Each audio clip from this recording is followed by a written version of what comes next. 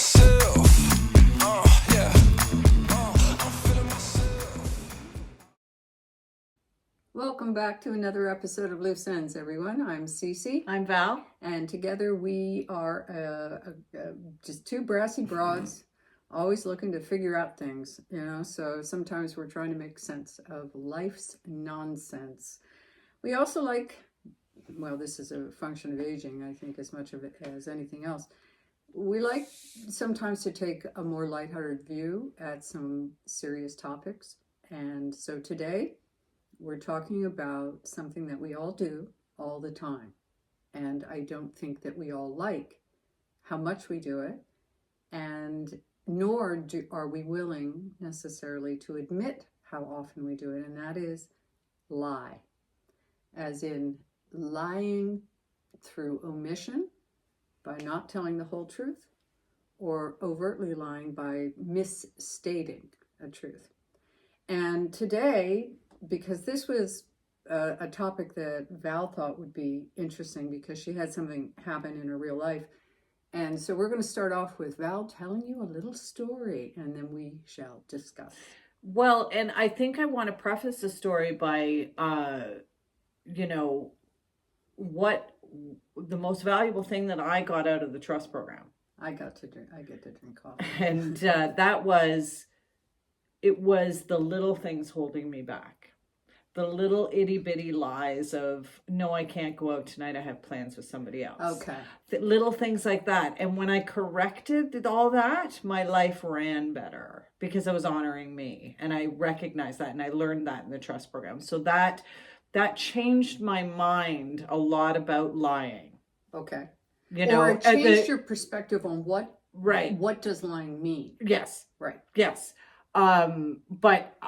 And I tend to be somebody who values the fact that I'm all about truth, right? I like to get to the truth. I'm all about truth. Yeah. So, but having this situation that I've had in the last couple of weeks, and it's probably been longer than that, but it's just a woman that I met back in the spring, and not somebody I would have called a friend. At all. Not somebody I would have gone, yeah, let's hang out later. No. Okay. I knew right away that there was her the way she spoke was way too grandiose. Anyway, fast forward, never really had much to do with her in the summer, but she reached out and asked me if I actually wanted to work somewhere. And at first I questioned it, and I was like, I don't know, but, and then I was like, well, I don't really have to associate with her.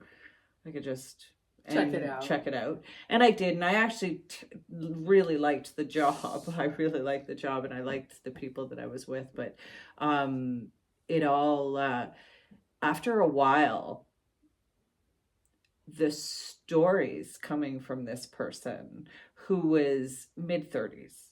Okay. But basically, at 36 or something, she had been a pilot, been a paramedic, gone to med school, owned her own construction company, and worked from here to BC in every restaurant there was. Okay. So you kind of, at 54, I'm going, fuck. What did I miss? I didn't catch that successful train. You know what I mean? I don't know what happened, but it was So you go, okay. And then there was a time that I was having a conversation with this girl, and she was talking about how when she went to med school, she did this whole thesis on AIDS, and how it came from one person, one gay man. And he traveled it from Africa all the way around the world. And that was the point that I had to draw the line and go, that is really dangerous information that you're spreading. That is not accurate information. Mm-hmm. And I don't wish to have this conversation with you about it because it's not accurate. But you wrote a thesis on it. In med school. In med school. I'm unaware that one needed to write a thesis at med school. Quite frankly, you need to take boards. You have to be certified, but it's a whole different process. Well, doesn't sound as though she is board certified. she actually framed it in that this was her research project. Okay. Whatever. And here's the thing. What's the thing? She's not a dumb woman. Like, she's intelligent. Like, when you listen to her, you would believe her at first.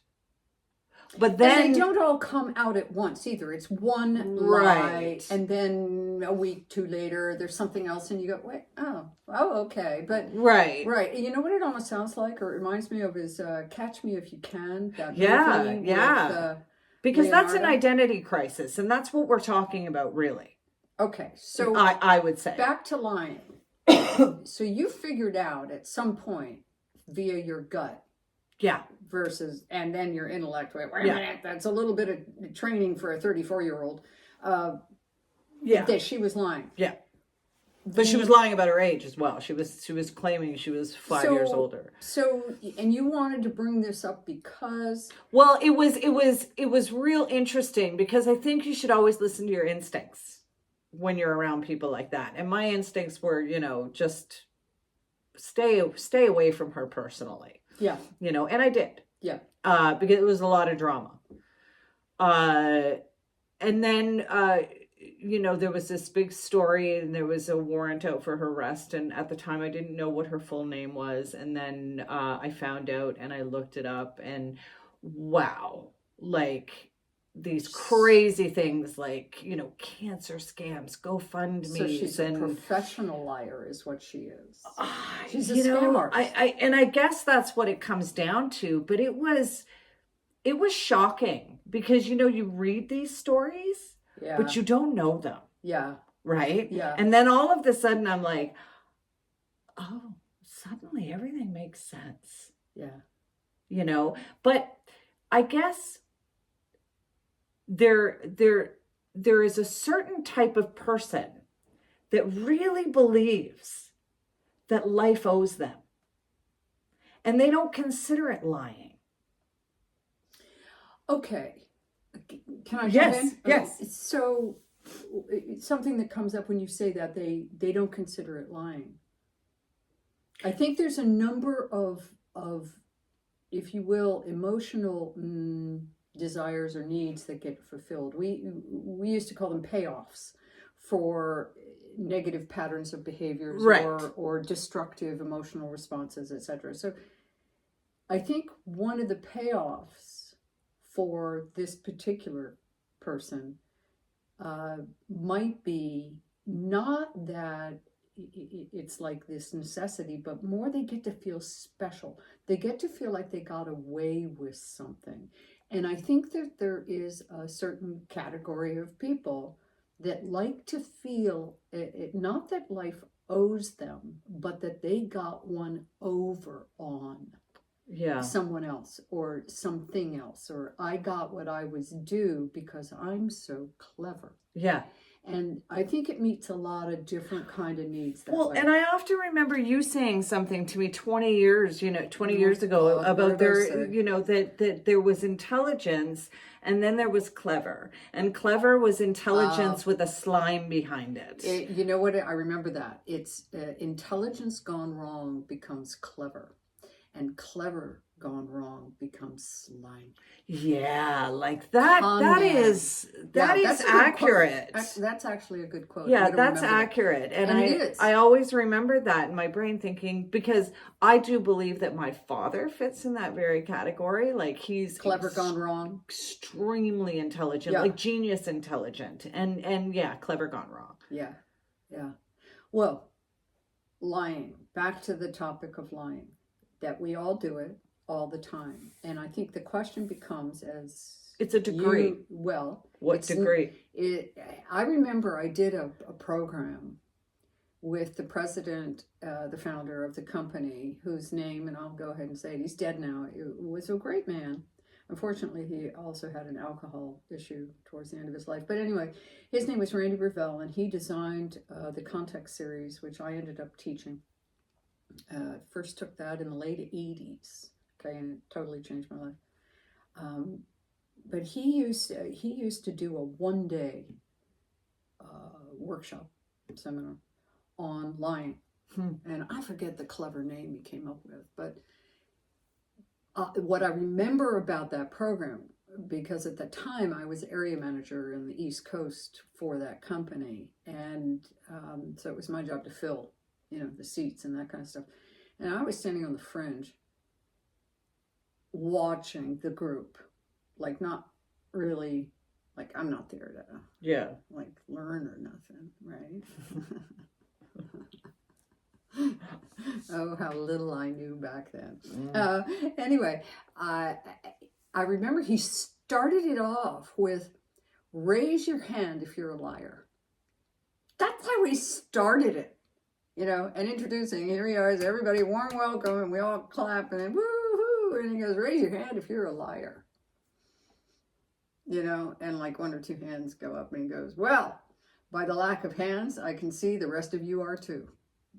That kind of thing. Yeah. And then he pursued that for the rest of the day. But it was interesting to me to realize at that time, and we're going way back now, but how often I would choose to lie to myself for a whole lot of usually safety reasons. Yeah. Because if I told the truth to myself, which is the beginning of being able to and willing even to tell the truth to other people. If I told the truth to myself, then I might rock the boat, so to speak, right? Well, everything could change then. Yeah. Because that's when you have to change, when you acknowledge what the problem is, then you have to sort of... You can't unsee it. Right, and you have to be you can't unthink open to the solution. Right. And which are usually some sort of, I don't want to say painful, but sometimes though. Uncomfortable. Yes. Uncomfortable. Mm-hmm. So other payoffs from lying to ourselves, from safety, if I don't tell myself the truth about fill in the blank, a negative behavioral pattern that is impacting my health or well-being, a relationship that is completely one-sided and draining, but is long term. So I don't want to just cut them out of my life, that kind of thing. Yeah. We lie to ourselves all the time about a lot of different things. So I think once we start telling the truth, we lose some of those quote payoffs of quote safety being number one. But we get, in return, different kinds of payoffs. We get increased trust in ourselves, increased confidence as a result of that increased trust. I can trust what I'm feeling. I can trust what I'm saying to this person because I'm telling the truth. Interestingly enough, I think when you do sort of make that flip, it becomes really apparent in your day-to-day decisions. You choose, like, for example, last summer, I have a smart serve, which says that I can serve alcohol. I am educated enough to serve alcohol because you have to have a little license for that, right? So I had done my test like 30 years ago and I got grandfathered in, but at this point you had, I think, a month. They had given you like a month for the grandfathered in to retake the test. Okay. And they were given a deal on money and everything. But I didn't know about this, and it was sort of told to me at work last minute. And I was like, so it was the next day that it was due. And I was like, well, fuck me. That's the day the liquor commission will come in and say, do you have your smart serve papers? And I won't fucking have it. So it's like I have a trauma response to now do the right thing because I'm afraid that if I don't, the wrong thing will happen immediately. Yeah, that's funny. I'm not sure I'm totally on board with that. And I remember back in the day when I was leading the 5-day context program called The Pursuit of Excellence. There was one particular exercise that had to do with your parents, and you would pair people up and lower the lights and music would play, and I still remember the song that was played for when you were thinking about your father and stuff like this. But anyway, I used to have the task of preparing the team. There was a team of people that always helped out with these programs, and you broke up into small teams and the like. Anyway, and I would always say, now I'm going to tell you what to do in case somebody tries to bolt from the room, which would happen often, which is why I would bring it up. And I would say, and if I tell you, it won't happen. Because if I don't tell you, it will happen. Yeah. Okay. Murphy's and this Law. is and this is what you do. And then by gum, it would do. Yeah. And I would get between them and the door, sit them down, at least have them stay in the room, stay with them, and see if you can figure out what's going on. And it's Anyway, so that was then. Boy, I just went back 30 Well, years. but I think there's, value into sort of preparing. What is that? Preparing, failing to prepare is It's preparing to fail, right? Yeah. So I think there is. It's like us in the snow. That was such a delightful experience. I mean, oh my God. It snowed. Our first big snow was yesterday. Today is December 5th. This will be posted on Monday. But so we heard that it was coming. We got everything done. We went to the grocery store. Got We everything got done. everything we needed. And I worked with clients in my bathrobe on the phone yesterday and watched it snow. It was wonderful. Yeah. So we were prepared. What else do you want to say about lying in general? Anything? Well, interestingly enough, I think one of the things is I think we all come across liars, and I think we all lie to a certain degree. As in, we come across other people that we consider liars, as opposed to we come across as liars. Right. Got it. But I think we are all liars to some degree. I agree. And whether it's lying to How about ourselves this one? or I'll do it later. yeah, That's usually a lie. yeah. I have a sign on my desk that says, "Well done is better than well said." Oh. I know, and here's and I like that, actually. I know, but I like to be well said. Yes. So, yeah, but you know what? It's the same for me. Like I wake up in the morning, I make sure I make my bed. Mm-hmm. I think that's really important. I do too. That I make my bed. Now, mind you, I certainly, when I was a teenager, my sheets in bed were everywhere. So I was like making it seem like a hassle. Now I don't fucking move at night practically. That's part of the teenage trauma. It's a disease. Yeah. It's an illness. No, it is, because I remember moving out of my first apartment and saying to my mother, I'm going to fucking, spill all my clothes all over the floor and never pick them up. And then as soon as I got on the floor, I was like, well, I can't look at that. I have to pick it up. And so you convert. Yeah, well, no, I don't know. It's called growing up. Yeah. Your brain matures. Yeah. Okay? And you're... Yeah. It's funny though. It starts to go back online. But I think okay? back to, I think you're all going to come across liars. I think using your instincts is the best weapon you have. I think there are a lot of us, as in people, who want to believe someone. Okay, I love you. You tell me you're not cheating. I want to believe you, but every fiber of my being kind of sort of already knows that you are. Yeah. Right. So that's the kind of lying to self that I'm talking about. Yeah. If you're not telling yourself the truth about what you're feeling, and your feelings are your best indicator. Oh, yeah. Unless you are a completely whacked individual who is so traumatized from your childhood. Let's blame mom and dad again. If you're so traumatized and your needle, your trust meter is so off course that you doubt everyone all the time, and you like pathological liar, pathological doubter, then the chances are, in my world anyway, that if your bells and whistles, so to speak, are going off inside, there's a reason. Listen to it. You can't always intellectualize what you're feeling and try to explain it away by hooking it up. I'm picturing a coat rack with hooks on it, and here's this concern, i.e. a coat, and I'm going to hang it up over here because, he was just working late and, whatever. We hang up our reasons on these hooks as a way to avoid trying to tell ourselves the truth of why all the coats or the clothes. And are I've on said the this floor. before, because this has happened to me in relationships before, that is the gradual the gradual scale changing. You know, as What you do you mean scale? start in the relationship, you know, you're equal scale, and then, you know, the more they fucking misbehave, or you know, the scales get unbalanced. And I can say that, you know, I have literally looked at like 2 men in my life holding 95% of the relationship, and looked at them and went, yeah, you know what, you can go fuck yourself right now, and drop it all right in front of them, watch their ass fucking try to pick it up following me, go, wait, we've been doing this for a while now. Shouldn't we just continue?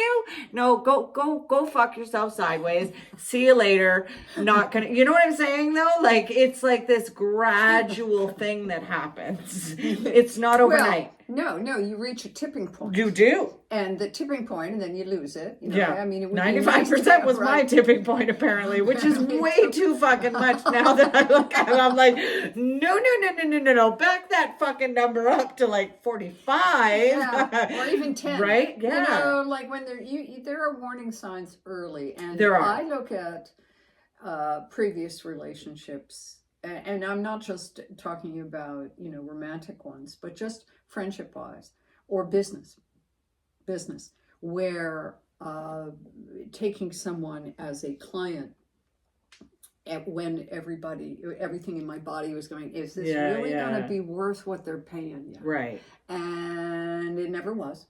Yeah. It always turned out to be bigger headaches than it was Sure. worth. So you learn. I learned over time that is not, it's not healthy for me.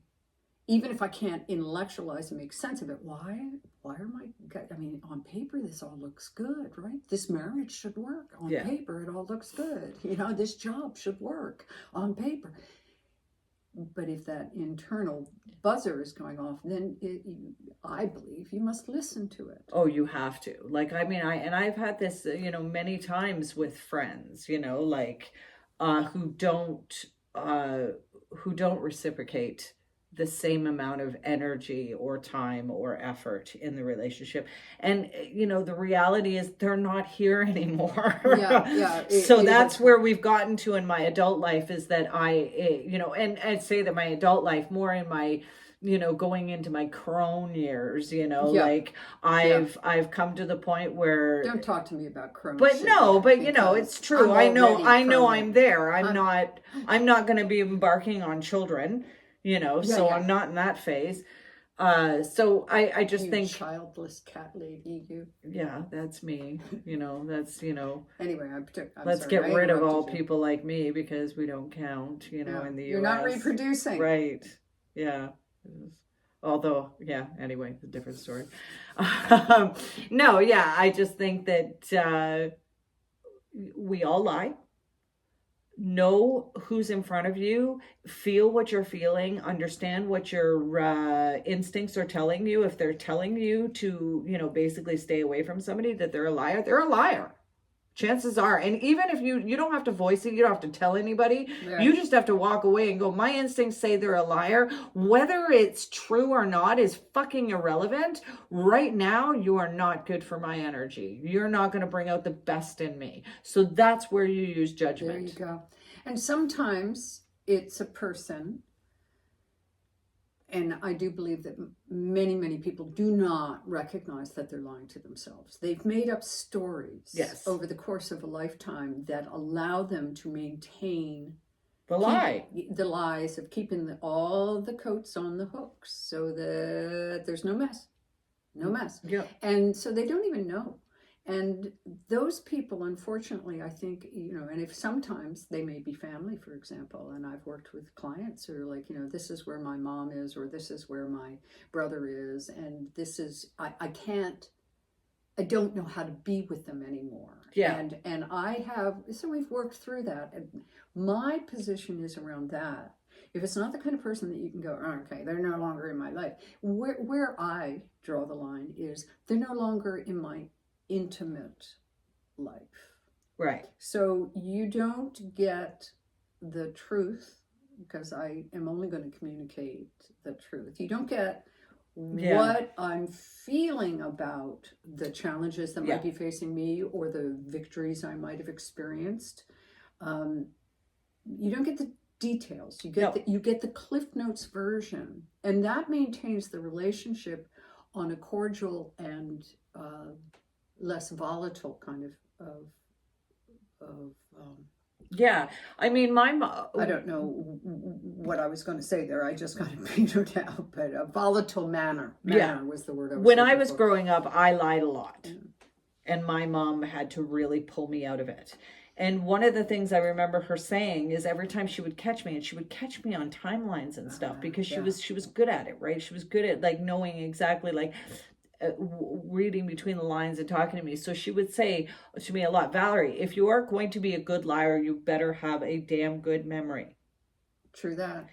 And that is the most accurate statement, because those, and that's what unfortunately I think happened with this girl this week, is everything sort of crashed down on her. And maybe she just didn't have any good guardrails growing up. And that's, I mean, that's one of the jobs of her. And I'd like to think that somewhere there is a space for her to get better, for her, for the people around her, for her family. It's always nice to be the leading edge of, family healing and dynamics, right? Sometimes. I don't know, Well, I've been a battering ram with my family, and for Christ, when I was decades, 25 years so old, I've my brother put that down now.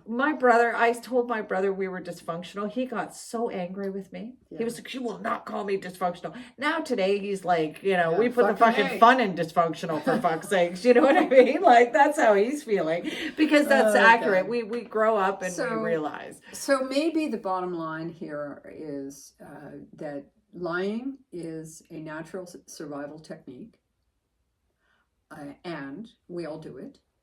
And to become more conscious and aware of when you're lying, especially to yourself, why, or more specifically, what's that protecting you from looking at? And maybe start looking there. You'll find over time, I believe, as I have, it becomes so much easier to measure my words. Instead of, for example, let me give you one quick classic, and then we'll go to a feel-good story. Okay. Classic lie. Phone rings. You pick it up. Somebody invites you out. Though nowadays it's probably by text or email. But, True that. back in the days, and your first thought / feeling is, I don't want to do this. I don't want to go to the party. I don't want to go to this function. I don't want to do whatever it is I've just been invited to do. 9 times out of 10, your first immediate default response will be, sure, I'd love to. You'll hang up the phone. Let me get back to you. You'll hang up the phone and immediately start thinking of ways that you don't have to go. Instead of, and see, like, I don't want to say, I'm vigilant about this now. I won't do that.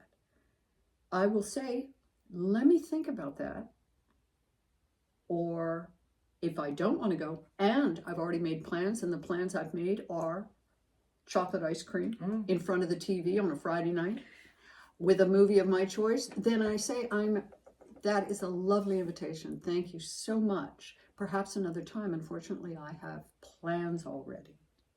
If they are audacious enough to ask, what have you got planned? I will tell them the truth. And you know what? And this has happened. Oh, really? Like a really good friend thinks they have the right to ask what's more important than them. Right? Like I scream in a movie. Yeah, I scream in a movie on that particular Friday night. And I will tell them, and there's a begrudging respect. Yeah. Because I told the fucking truth. Yeah. And so part of the truth telling and self too is recognizing that it's going to hurt sometimes. But it hurts less to tell the truth in the moment than lying hurts in the long term. So again, we come back to a short-term cost for a long-term payoff. All right. I think I'm done. Yeah. Okay. Yeah. Yay! Okay. All right, this week's What's our story? feel-good story is about Sam Benestick. Okay, poor Sam went out, lives in BC. Poor Poor Sam. Sam went out to go on a 10-day fishing and hiking camping trip by himself. Doesn't even have a dog in BC. Like, this is crazy to me. But anyway, it turned into he was found on Saturday. Oh, no. Yeah. So 10 days, that was October 7th. He just got found on Saturday. Poor bastard.